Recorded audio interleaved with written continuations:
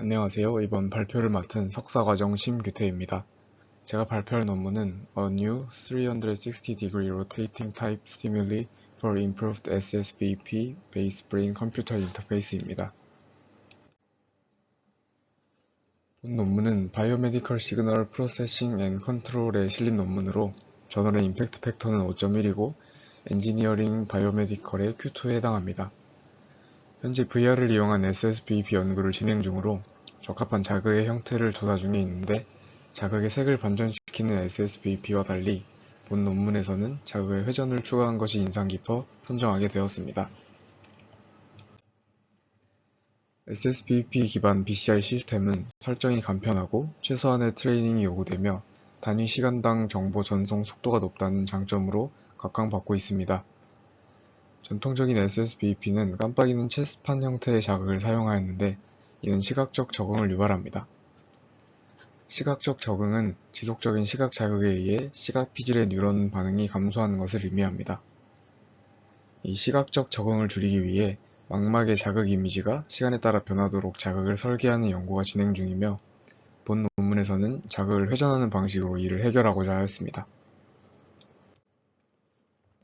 먼저 데이터 취득 과정입니다. 10명의 건강한 남성 피험자가 실험에 참여하였습니다. 전극은 O1, O2, OZ와 PZ 총 4곳에 부착하였고 EEG의 샘플링 레이트는 256Hz입니다. 자극은 정사각형의 SSBP를 사용하였으며 타겟 주파수에 따라 자극의 색이 바뀔 뿐 아니라 색이 바뀌는 주기에 맞추어 회전하였습니다. 주기당 5도씩 회전하는 것을 느린 회전, 20도씩 회전하는 것을 빠른 회전으로 정의하였습니다.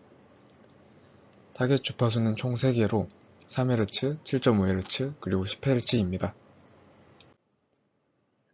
실험 패러다임입니다.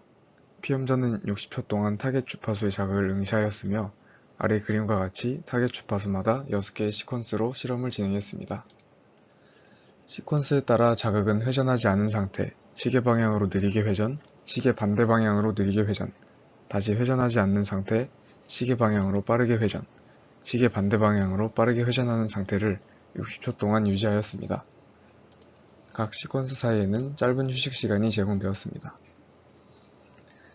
타겟 자극이 회전하지 않는 동안에는 나머지 주파수의 자극 또한 회전하지 않았으며 타겟 자극이 회전하는 동안에는 나머지 주파수의 자극은 타겟 자극과 다른 방향, 다른 속도로 회전하였습니다.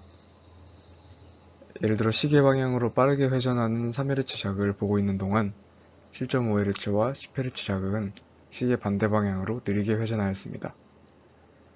회전의 유무와 관계없이 모든 자극은 각 주파수에 맞추어 검은색과 흰색으로 색을 바꾸며 깜빡거렸습니다. 3개의 타겟 주파수와 6개의 시퀀스로 피험자당 총 18트라이얼을 진행하였습니다. SSBP 검증 방법입니다. 측정한 EEG 신호에서 가장 두드러지는 주파수 성분을 찾기 위해 PST 분석을 진행하였습니다. 수식이 복잡하긴 한데 간단하게 설명드리면 일반적인 SSBP 분석 방법과 같이 신호를 주파수 계열로 변환하여 최대 피크 값이 타겟 주파수와 같은지 확인하는 것과 유사합니다. SSBP 검증에 주로 사용되는 CCA를 추가로 진행하였습니다. CCA는 일정 주파수의 사인파와 코사인파, 그리고 하모닉 성분을 확인하기 위해 정수배의 사인, 코사인파로 이루어진 레퍼런스 신호와 EEG의 코릴레이션을 계산합니다. 예를 들어 3Hz SSBP를 보았을 때 측정한 EEG에서 3Hz 성분이 가장 두드러지게 나타날 것이고 이때 EEG 신호는 7.5 또는 10Hz 사인파보다 3Hz 사인파와의 코릴레이션이 높을 것입니다. 따라서 타겟 주파수의 사인, 코사인파와의 코릴레이션이 가장 높다면 SSBP를 성공적으로 분류했음을 의미합니다. 마지막으로 인포메이션 트랜스퍼 레이트, 즉 단위 시간당 전송되는 정보의 양을 계산합니다. 이는 BCI 시스템 성능을 측정하는 데 주로 사용되는 지표로 PST와 CCA 성능을 비교하기 위해 분석되었다고 합니다. 먼저 단일 채널을 이용한 SSBP 분류 결과입니다. 채널 앞에 N이 써있는 것은 자극이 회전하지 않았음을 의미합니다. 자극이 시계 반대 방향으로 빠르게 회전한 CCF를 제외하면 자극이 회전할 때의 정확도가 회전하지 않을 때보다 높은 것을 알 수 있습니다.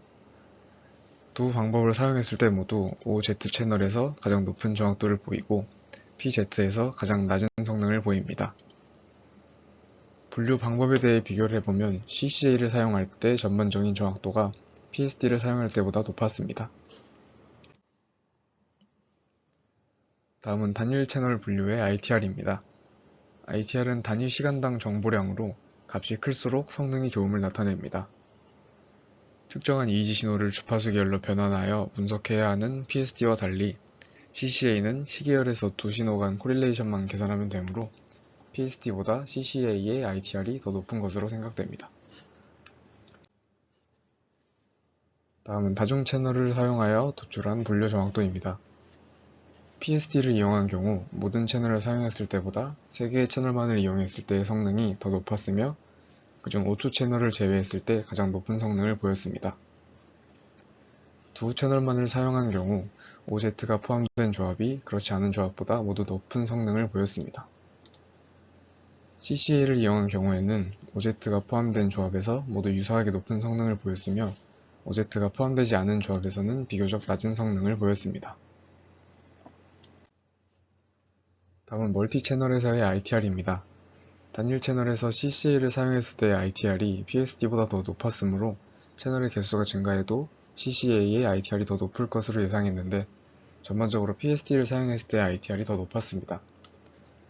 아쉽게도 결과만 있고 이에 대한 별도의 언급은 없었습니다. 본 연구는 기존의 깜빡거리는 SSBEP에서 회전을 추가하여 높은 분류 성능을 보였습니다. 연구의 목적이 분류 정확도 향상이기 때문에 자극이 깜빡거리지 않고 회전만 할 때의 결과가 없어 아쉬웠습니다. 자극이 회전한다고 표현하긴 하지만 사실상 주기마다 자극의 모양이 바뀌는 것과 같기 때문에 뇌파에서 타겟 주파수 성분이 어느 정도 나올 수 있지 않을까 생각이 됩니다. 현재 VR과 SSBEP를 접목한 연구를 진행 중인데 SSBEP가 빠른 속도로 깜빡이는 자극이기 때문에 예비 실험을 했을 때 주파수가 10Hz를 넘어가면 10초 정도만 바라보고 있어도 눈의 피로도가 심했습니다.